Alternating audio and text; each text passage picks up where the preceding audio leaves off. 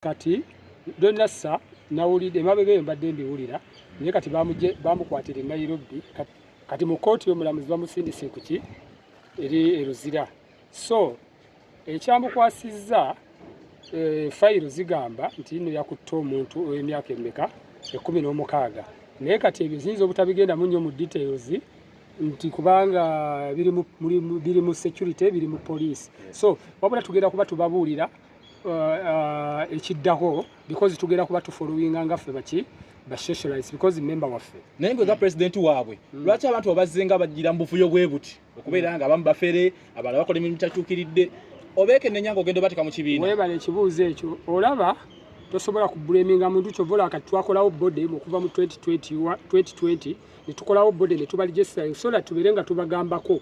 okigede tubeerenga tuboganizinga olaba abamu bakola esseere zibagwako mwaka gumu ne zimugwako naddamu n'abula kati kyovola twakola bode yebagatta bonna mu ggwanga tubeerenga tubayigiriza okukola kati nganze bwe mulaba nti nina bizinesi y'okupangisa emmotoka nina amabaala nina okigede nti mbayigiriza nabo bayiga emirimu emirungi ng'egyo era tubasomese tuba mindsetting because bo abantu n'ensi yali emanyi ba socialite basegusevu naye ng'ate balina kye bayamba eggwanga kye mutamanyi because abantu babawuliriramu waki babawuliramu because babawa ku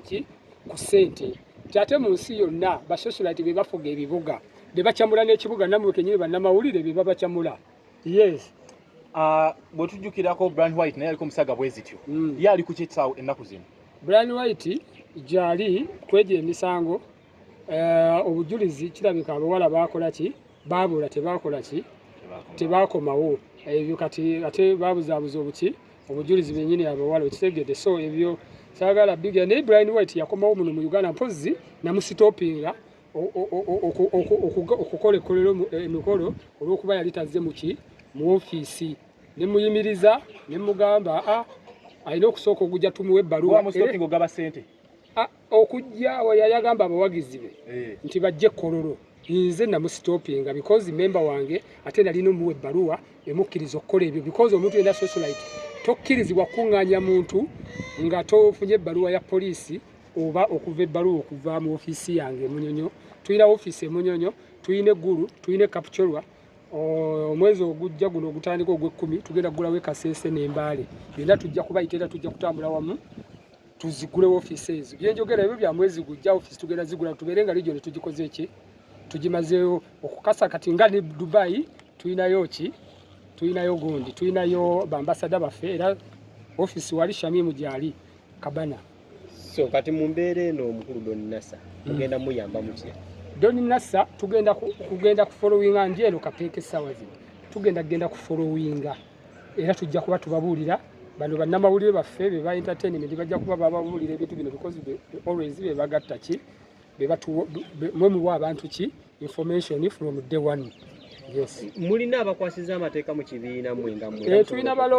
lawyer waffe ye honorable Mukasambidde tulina ne lawyer waffe omulala bamuyita Sheila Wagidoso Namahe yes we bali baloya aba be baloya baba socialites era we bali tujja kuvaayo nabo bajje bagoberere ffe batubuulire tugenda mu season gye bayita y'abasama oba bakati abasama abali eyo abasama kye mbabuulira banaye nga mwena mukyali eyo Bulaaya mujje wano ku ofiisi temubalagajja ne mugwa mujje tubabuulire engeri gye muba mukolamu ki engeri gye muba mukolamu gye mutambuzaamu gundi yamwe because kati mulina bode bakola ki ebagaidinga temubalagajja kubuzaabuza n'abaana baffe baawano mubalimbalimba muze ne siniika mukaaga biki nedda temubuzaabuza mujje mufune okumanyisibwa ne mindset yes okusinziira ku kyonnyonnyola Ivan Ssemwanga ateekwa kubeera nga yali agwa mu kibiina kyo naye wetwalaba nga baganda mulamuwo olwedde zali ne sijja kulinda ku mazali ne Sakibu bammemba bange bammemba bo naye lwakizaliwa yali afunye ebizibu ne bamulamu be tewavaayo bayamba temuza muzigo gomanyi ki oba mbayamba nze mbayamba kuba Sakibu atuula kukakiiko kange atugamba bali abaganda ba Ssemwanga bo tebantuukirira essaawa eno oba beekubidde omulanga tubasindike gy'oli because nsobola omanyi bampita mu Gusansonga lyerinnya lyange Mr Solution mu mbeera eyo waliwo n'omwana yavayo n'agamba ati zali membawo maama we tavayo mulabirira lwaki ina bamemba batalira ebyo saagala tubigendemu nnyo ajja ntuukirira ofiisi weeri nagibalagirira dda weeri emunyonyo tulina eggulu ku Eden Road okuliraana Nira tulina e Kasese tulina e Kapucholwa ku Market Street ofiisi weeziri siibula abawagizi nga tonabo basibula society efunamu etya mu kibiina kyamu society efunamu etya tolaba nti basocialite babeera ne ssente baziwa ku bantu abawansi ne beeyagala gwe kennyini mwe bennyini abanamawulire babawa ku ssente nemubeera ki nemweyagala